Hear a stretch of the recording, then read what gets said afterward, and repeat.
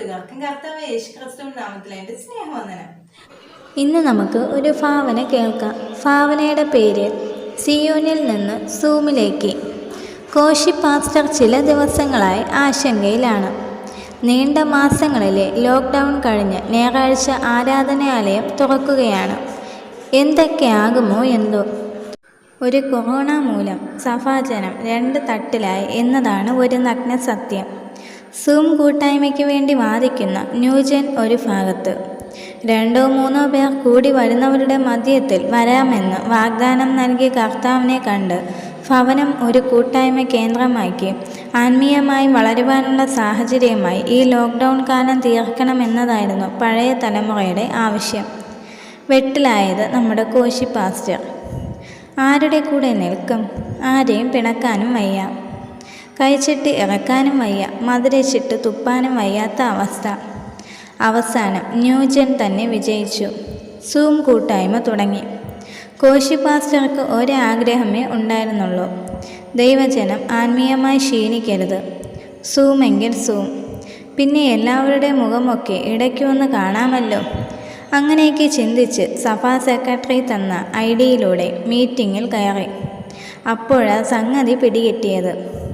തനി വീട്ടുവേഷത്തിൽ അശ്രദ്ധരായി ഇരിക്കുന്നവരും യോഗത്തിന് ഇടയിൽ എഴുന്നേറ്റ് പോകുന്നവരും ഒരു ഭാഗത്ത്, ലാപ്പിൽ ഓൺലൈൻ കൂട്ടായ്മയിൽ പങ്കെടുക്കുമ്പോൾ മൊബൈലിൽ തോണ്ടിയിരിക്കുന്ന ചില യൂത്ത് മറുഭാഗത്ത്, പാസ്റ്റർ ഇരുന്ന് പ്രസംഗിക്കുമ്പോൾ കിടന്ന് ആമേൻ പറയുന്ന വിശ്വാസി. എന്തെല്ലാം കാഴ്ചകൾ! ആരാധന അലക്ഷ്യമാക്കരുതെന്നും എല്ലാം ഉചിതവും യോഗ്യവുമായി നടക്കണമെന്നും നിർബന്ധമുള്ള പാസ്റ്റർക്ക് ഇതൊക്കെ കണ്ടിട്ടും കേട്ടിട്ടും മനം നൊന്തു. എങ്കിലും ആത്മീയമായ ഒരു കൂട്ടായ്മയുമില്ലാത്ത ഈ അവസരത്തിൽ ഇതിൻ്റെ പ്രാധാന്യം ഒട്ടും ചെറുതല്ല എന്ന് പാസ്റ്റർക്ക് തോന്നി. ദോഷം പറയരുതല്ലോ, ആത്മാർത്ഥമായി പങ്കെടുക്കുന്ന ചിലരും ഇടയിലുണ്ട്. കൂട്ടായ്മയെ എതിർത്തവരും ഇവിടെ എന്താണ് നടക്കുന്നത് എന്ന് അറിയാൻ ഇടയ്ക്ക് ഒന്ന് എത്തി നോക്കി പോകുന്നതും കാണാം. എല്ലാം കൂടി സൂം ജഗപെഗ. ഓൺലൈൻ കൂട്ടായ്മയിൽ പങ്കെടുക്കാത്തവരെ കോശി പാസ്റ്റർ ഇടയ്ക്ക് വിളിച്ചു വിവരങ്ങൾ ആരാനും. വിദേശത്തുള്ള മക്കൾ കർശന വിലക്ക് ഏർപ്പെടുത്തിയിരിക്കുന്നത് കൊണ്ട് ലോക്ക്ഡൗണിൽ ഭരണകൂടം അല്പം ഇളവ് വരുത്തിയിട്ടും ഭവന സന്ദർശനം നടത്താൻ പാസ്റ്റർക്ക് കഴിഞ്ഞില്ല. ഈ മഹാമാരിയിൽ നിന്ന് ലോകത്തെ വിടുവിക്കേണ്ടതിനും ആരാധനാലയങ്ങൾ തുറന്ന് കൂട്ടായ്മകൾക്ക് വഴിയൊരുങ്ങുന്നതിനും വേണ്ടിയും കോശി പാസ്റ്ററും സൂസി ആൻറ്റിയും ആത്മാർത്ഥമായി പ്രാർത്ഥിച്ചു. അപ്പോഴാണ് ഇങ്ങനെ ഒരു സന്തോഷ വാർത്ത കേട്ടത്.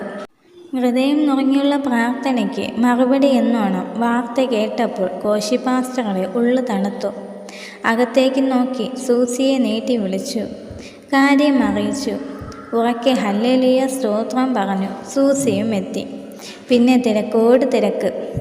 പൊടി പിടിച്ച കർട്ടനുകളും കാർപ്പറ്റുകളും വൃത്തിയാക്കലും, ചുറ്റുപാടും പുല്ല് ചെത്തലും ശുചീകരണവും എല്ലാം തകൃതിയായി നടന്നു.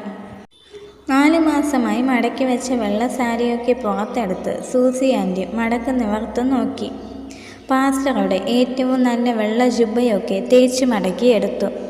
പാസ്റ്റർ സങ്കീർത്തന പ്രബോധനവും വചന ശുശ്രൂഷയ്ക്കുള്ള വേദഭാഗവും ഒരുക്കുന്ന തിരക്കിലാണ്.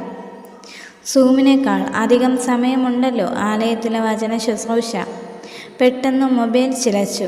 നോക്കിയപ്പോൾ സഭാ സെക്രട്ടറിയാണ്. സ്തോത്രം പാസ്റ്ററെ എന്ന് പറഞ്ഞു തുടങ്ങി. തിരിച്ച് സ്തോത്രം പറഞ്ഞപ്പോൾ സെക്രട്ടറി അടുത്ത ഡയലോഗിലേക്ക് പ്രവേശിച്ചു. പാസ്റ്ററെ, ഒരു കാര്യം പറയാനാ വിളിച്ചേ. ആരാധനയ്ക്ക് അനുമതി കിട്ടിയ വിവരം അറിഞ്ഞു. എന്നാൽ ഓൺലൈൻ കൂട്ടായ്മ തന്നെ തുടരാനാണ് ഞങ്ങൾ തീരുമാനിച്ചിരിക്കുന്നത്. സമയവും സാമ്പത്തികവും ലാഭം. ഭാര്യയ്ക്കും മക്കൾക്കുമൊക്കെ ഇതാണ് താല്പര്യം. പുതിയ തലമുറ മുഴുവൻ ഇതിനെ പിന്തുണയ്ക്കുന്നുണ്ട്. ഭൂരിപക്ഷത്തിൻ്റെ അഭിപ്രായവും ഇത് തന്നെ. പാസ്റ്റർ ഒന്ന് മൂളുന്നതിനിടയിൽ സെക്രട്ടറി പിന്നെയും തുടർന്നു. ഇനി സഭാ ഹാളിൽ വന്ന് ആരാധിക്കണമെന്ന് നിർബന്ധമുള്ളവർ അവിടെ വന്ന് ആരാധിക്കട്ടെ. പാസ്റ്റർക്ക് 2 കൂട്ടായ്മയിലും പങ്കെടുക്കണമെന്നല്ലേ ഉള്ളൂ. അത് കുഴപ്പമില്ലല്ലോ. ഞങ്ങൾ വൈകിട്ട് അവിടെ വരുന്നുണ്ട്.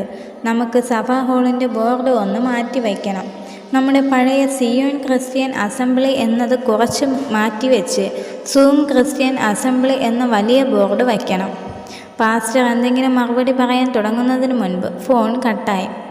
സൂസിയെ വിളിക്കാൻ തുടങ്ങിയെങ്കിലും തൊണ്ടയിൽ ശബ്ദം കുരുങ്ങിക്കിടന്നു. കണ്ണിൻ്റെ മുൻപിൽ പുതിയ ബോർഡ് തെളിഞ്ഞു നിൽക്കുന്നു. Zoom Christian assembly. കാതുകളിൽ ചില നാളുകൾക്ക് മുൻപേ കേട്ട ആത്മീയ ഗീതത്തിൻ്റെ അലയൊലികളും.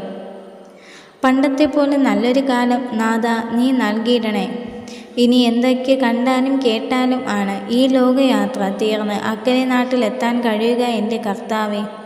നിവർത്തി വെച്ച ബൈബിളും കയ്യിൽ പിടിച്ച് കോശി പാസ്റ്റർ ചിന്താഗതനായി കസാരയിൽ ചാരിക്കിടക്കുന്നു. ഈ ഒരു ഭാവന എല്ലാ കൂട്ടുകാർക്കും ഇഷ്ടമായെന്ന് വിശ്വസിക്കുന്നു. ദൈവം നിങ്ങളെ എല്ലാവരെയും ധാരാളമായി അനുഗ്രഹിക്കട്ടെ. ആമേൻ.